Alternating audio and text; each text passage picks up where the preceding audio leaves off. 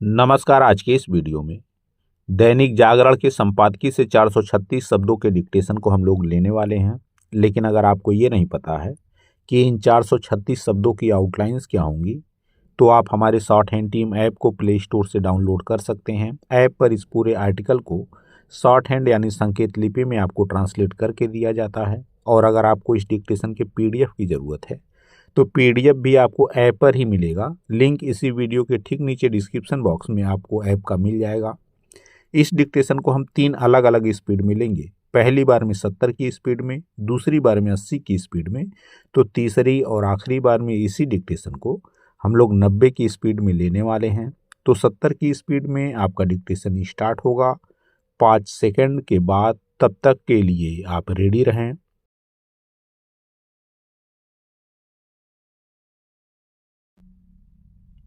Start. पश्चिम बंगाल के दौरे पर गए गृह मंत्री अमित शाह ने एक बार फिर घुसपैठियों का मामला उठाया। घुसपैठियों को निकालने की प्रतिबद्धता व्यक्त करते हुए उन्होंने कहा कि SIR यानी विशेष गहन पुनरीक्षण के जरिए उन्हें मतदाता सूचियों से बाहर किया जाएगा और फिर जब राज्य में भाजपा सरकार बन जाएगी तब उन्हें निकाल दिया जाएगा।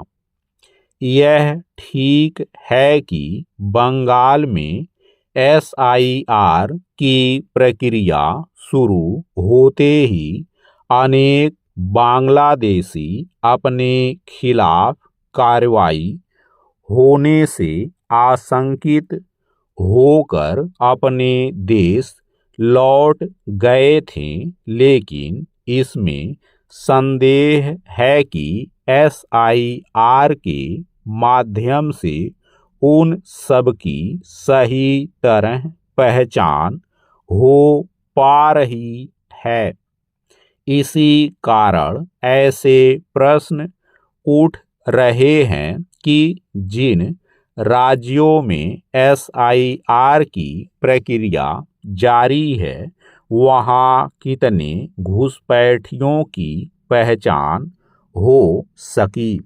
इसके पहले असम गए गृह मंत्री ने यह कहा था कि राज्य में तीसरी बार भाजपा सरकार बन जाए तो हम उन्हें चुन चुन कर निकाल देंगे।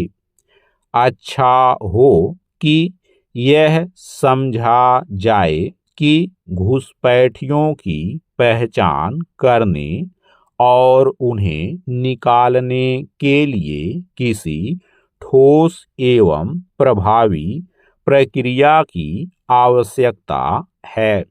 यह सही समय है कि बांग्लादेशियों, रोहिंग्याओं और अवैध तरीके से आए अन्य विदेशी नागरिकों की पहचान के लिए राष्ट्रीय नागरिकता रजिस्टर NRC शुरू किया जाए।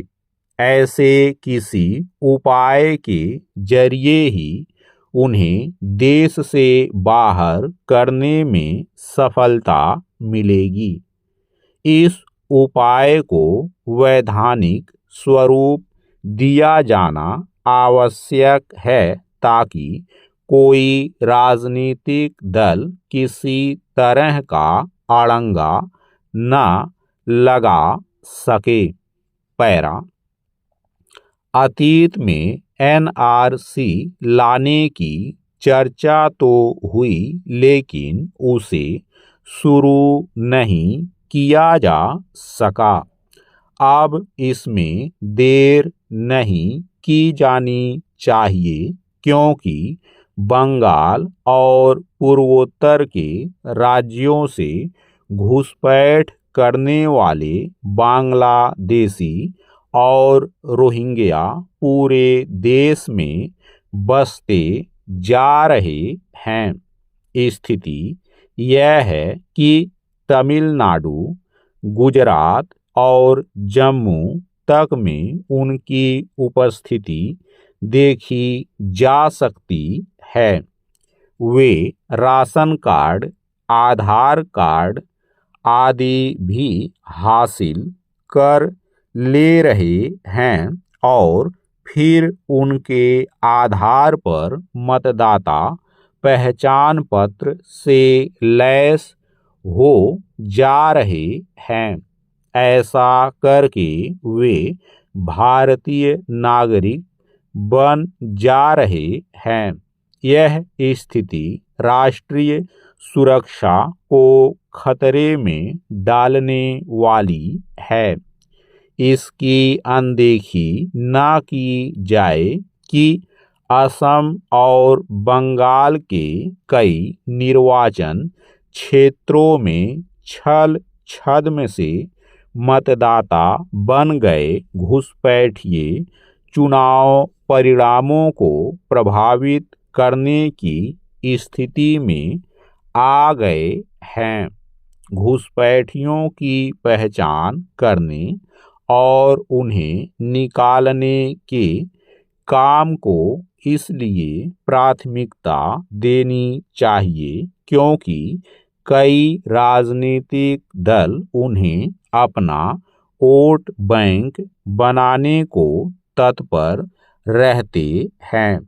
यह एक तथ्य है कि जो ममता बनर्जी कभी बांग्लादेशी घुसपैठियों के खिलाफ खड़ी थीं, वे अब उनके बचाव में हैं और इसी कारण बांग्लादेश सीमा पर तारबंदी के लिए केंद्र सरकार को जमीन देने में आनाकानी कर रही हैं।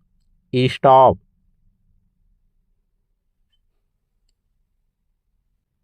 दोस्तों, इसी डिक्टेशन को दूसरी बार में हम लोग 80 की स्पीड में लेंगे और आपका समय स्टार्ट होगा 5 सेकंड के बाद। तब तक के लिए आप रेडी रहें।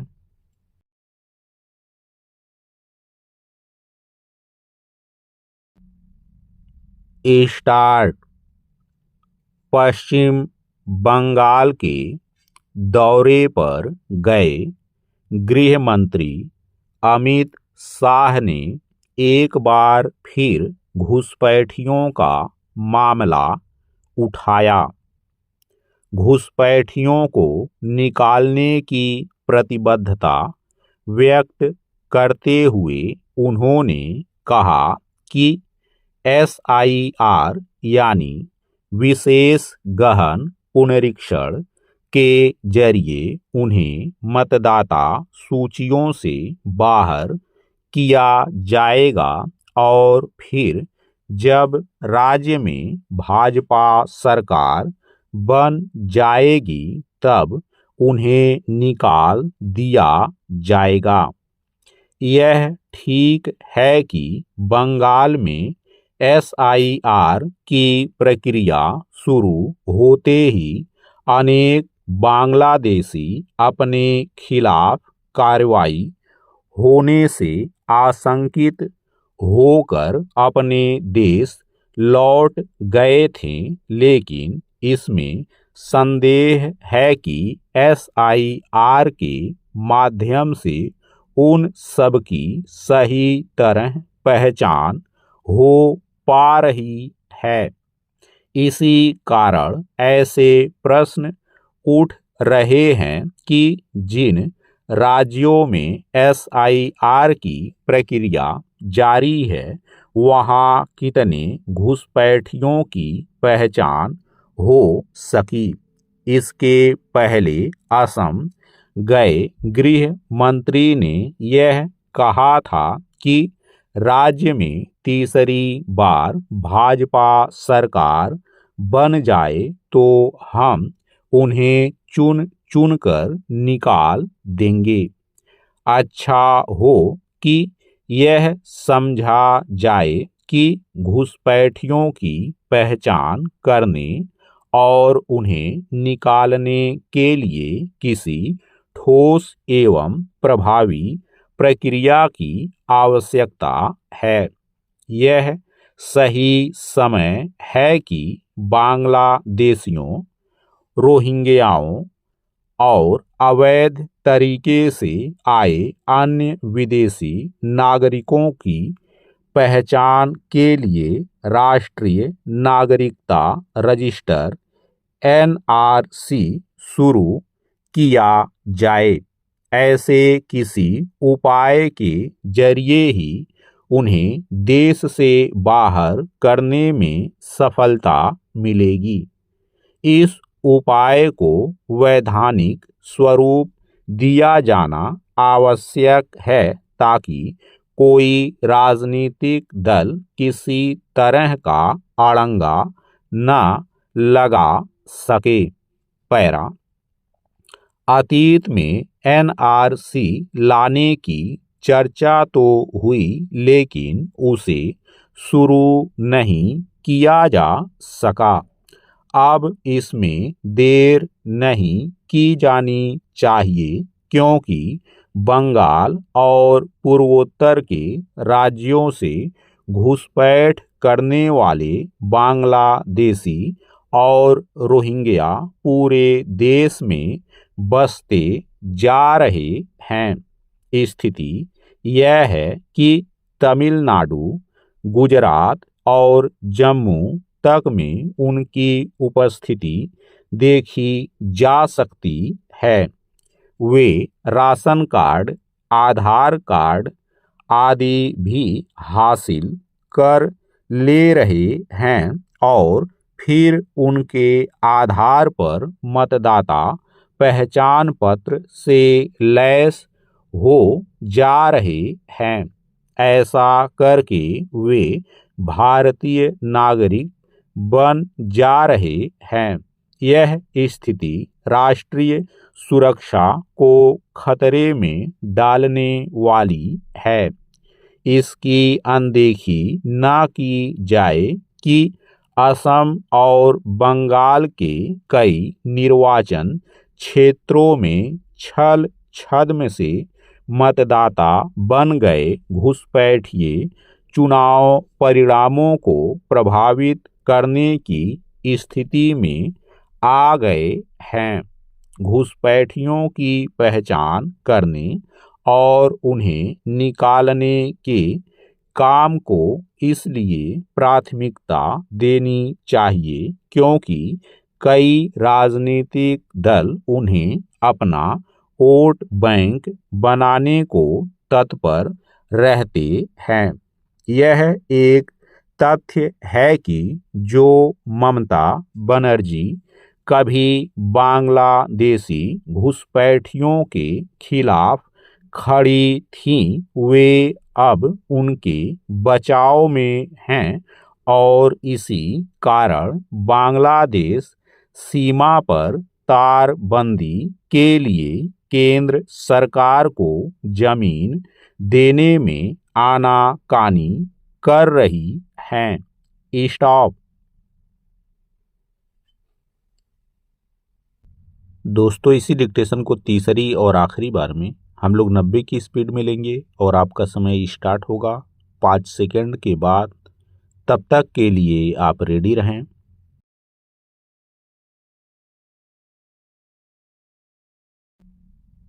स्टार्ट।